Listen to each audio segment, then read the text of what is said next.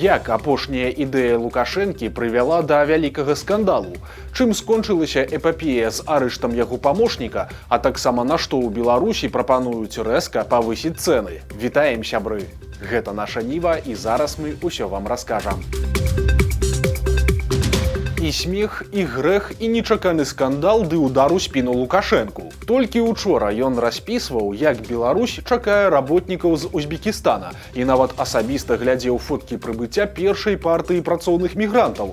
Але не прайшло і сутак, як тыя самыя работнікі катэгарычна адмовіліся заставацца ў Беларусі і пачалі прасіцца назад ва Узбекістан. Яны масава запісваюць відэазвароты, у якіх адмаўляюцца працаваць і скардзяцца на падман зарплатамі. Маўляў, беларускія працадаўцы паведамілі, што заробак складзе каля $500 на месяц, а выдаткі на харчаванне і пражыванне работнікі павінны будуць несці самастойна. Узбекі кажуць, што на такія умовы ніводны з іх не згодны. Яны тлумачаць, што пасля аплаты асноўных выдаткаў ад заробку амаль нічога не застанецца. Цытата. $200 пойдзе на ежу, яшчэ каля сотні на мыла, мыццё і іншыя бытавыя патрэбы. І няма ніякага сэнсу працаваць тут за $200, марнаваць час і пакутаваць. Канец цытаты. Пасля гэтага узбекскія работнікі звярнуліся да кіраўніка сваёй андыжанскай вобласці з просьбай дапамагчы. Маўляў, забярыце нас назад, бо ва Узбекістане мы заробім больш, чым у Беларусі. На момант публікацыі Агентства міграцыі Узбекістана ды іншыя адказныя ведомствы сітуацыю афіцыйна не каментавалі. Лукашенко таксама маўчыць, тым больш, што сёння серада, а па серадах ён на людзях не з'яўляецца. Але цікава, чым гэта ўсё скончыцца, бо пачыналася гэтая гісторыя з дамоўленасцяў на самым высокім узроўні. 9 ліпеня падчас візіту ў Беларусь прэзідэнта Узбекістана Шаўката Мірзіёева яны з Лукашэнкам падпісалі міжурадавае пагадненне аб арганізаваным наборы і працаўладкаванні грамадзян Узбекістана для часовай працы ў Беларусі. Ну а на гэтым тыдні ў Беларусь прыбыла дэлегацыя з Андыжанскай вобласці, на чале з яе кіраўніком Шухратбекам Абдурахманавым.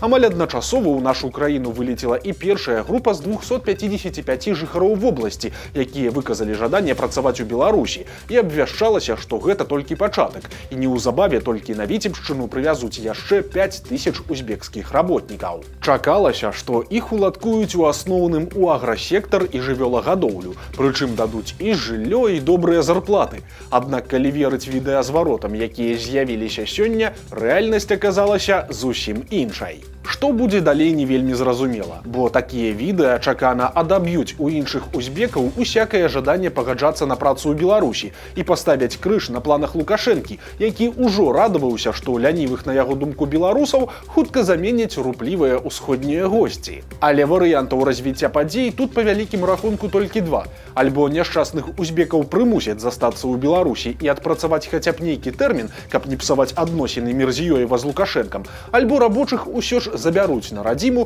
і новыя да нас ужо проста не паедуць. Праблемы працягваюць валіцца на галаву Аляксандра Лукашэнкі. І цяпер украінцы зноў паднялі тэму тых самых рэтранслятораў. Дарадца Міністэрства абароны Украіны Сяргей Бяскрэснаў адзначыў, што ў траекторыі аднаго з апошніх расійскіх беспілотнікаў былі заўважныя асаблівасці, якія насцярожваюць. Даныя палёта могуць сведчыць пра тое, што рэтранслятары ў Беларусі ўсё ж не адключаныя цалкам і час ад часу працягваюць выкарыстоўвацца для нападаў на Украіну. Канчатковыя высновы неўзабаве зробяць профільныя службы і падраздзяленні пасля дэталёвага вывучэння сітуацыі. Але цікава, што Бяскрэснаў не стаў адразу вінаваціць у гэтым Лукашэнку і нават дапусціў, што ўсё гэта робіцца без яго ведама. Цытата. Суперніку вельмі важна мець магчымасць атакаваць заходнюю частку Украіны шахедамі з дыстанцыйным кіраваннем у рэжыме рэальнага часу. Аднак без рэтранслятораў на беларускай тэрыторыі ён не можа гэтага рабіць. Ці зможа Лукашенко выстаяць перад настойлівымі просьбамі размясціць рэтранслятары, я не ведаю. Таксама не выключаю, што рэтранслятары могуць усталёўвацца без ведама ўладаў Беларусі.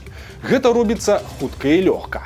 Таму беларускаму боку варта больш уважліва сачыць за тым, што адбываецца на тэрыторыі іх краіны. Канец цытаты.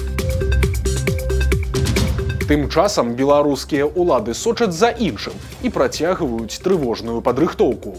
Па інфармацыі суполкі былых сілавікоў Белполу, сёлета заўважна актывізавалася праца па інвентарызацыі, рамонце і мадэрнізацыі ахоўных збудаванняў грамадзянскай абароны, то бок бомбасховішчаў. Фармальна гэтыя мерапрыемствы тлумачацца неабходнасцю падтрымання інфраструктуры грамадзянскай абароны ў належным стане. Аднак маштаб работ і геаграфія і ўцягнутасць дзяржаўных прадпрыемстваў дазваляюць гаварыць аб сістэмным падыходзе да аднаўлення сеткі сховішчаў па ўсёй краіне. Таксама праводзяцца праверкі бомбасховішчаў, і калі укрыцці знаходзіцца ў неналежным стане, то чыноўнікі ці іншыя адказныя асобы атрымліваюць вялікія праблемы. Вядома, што за такое да адміністрацыйнай адказнасці прыцягнулі ўжо як мінімум 11 службовых асоб.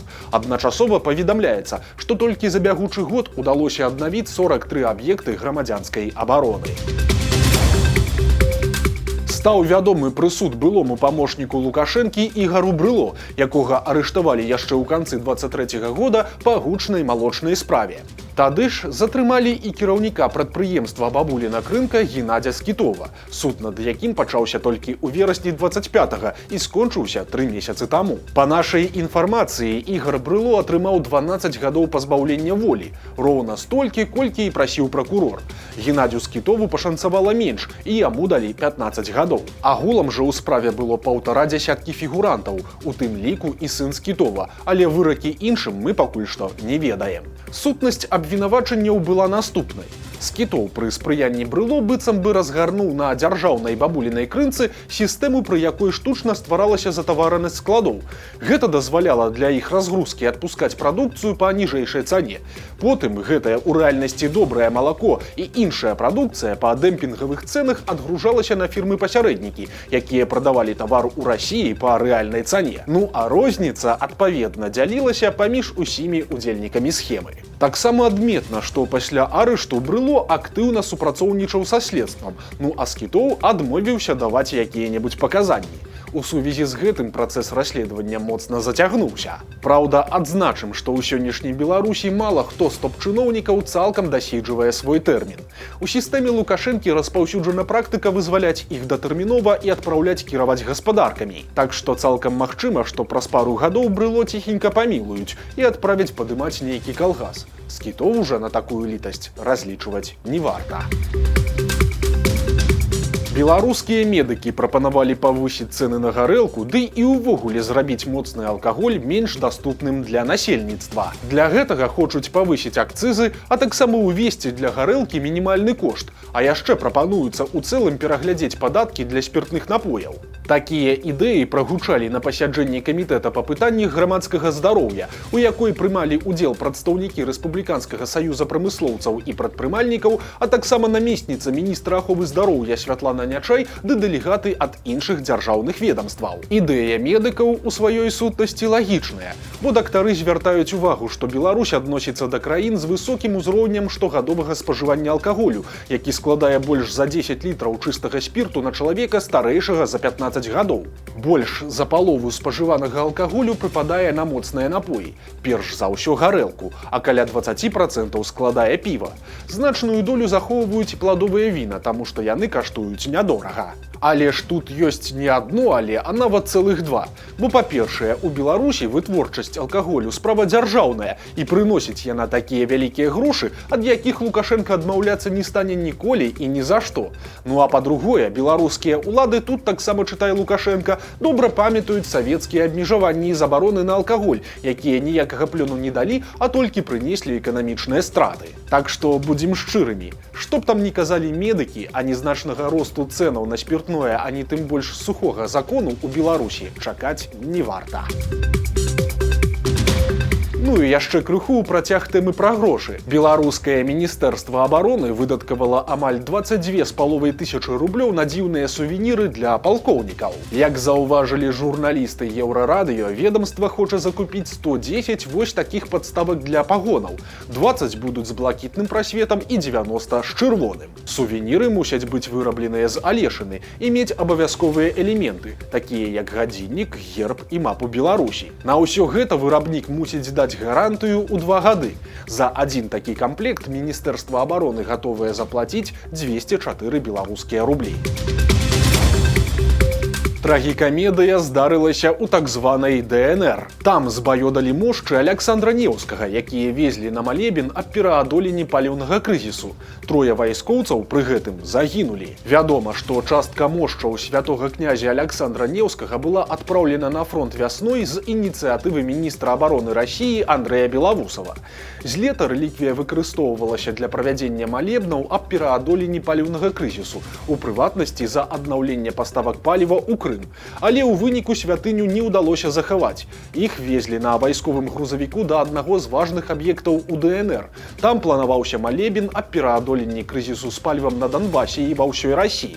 Але па дарозе адбылася атака з выкарыстаннем некалькіх дронаў. У выніку няма ані грузавіка, ані мошчаў і загінулі трое афіцэраў. Цяпер у расійскім міністэрстве абароны асцерагаюцца канфлікту паміж міністрам Белавусавым і патрыярхам Кірылам, бо гэта ўжо не першая свяшчэнная рэліквія, страчаная на фронте. Летась таксама ў выніку абстрэлу была страчана частка мошчаў святой Матроны Маскоўскай. Пры гэтым іх таксама адправілі на фронт з асабістай ініцыятывы расійскага міністра.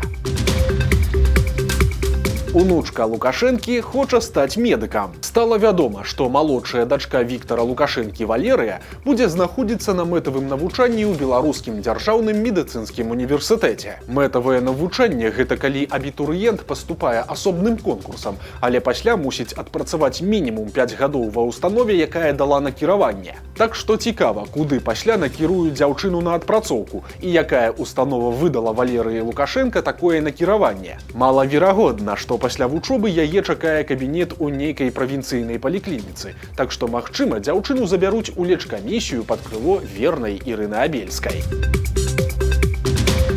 У беларускіх санаторыях больш не дзейнічаюць розныя тарыфы для грамадзян Беларусі і Расіі. Цяпер кошт пуцёвак, медпаслуг і працэдур для жыхароў дзвюх краін аднолькавыя. Паводле афіцыйнай версіі, такія змены сталі часткай работы па уніфікацыі сацыяльнай палітыкі ў рамках саюзнай дзяржавы, і цяпер у здраўніцах адмовіліся ад падзелу на ўнутраныя і экспартныя тарыфы.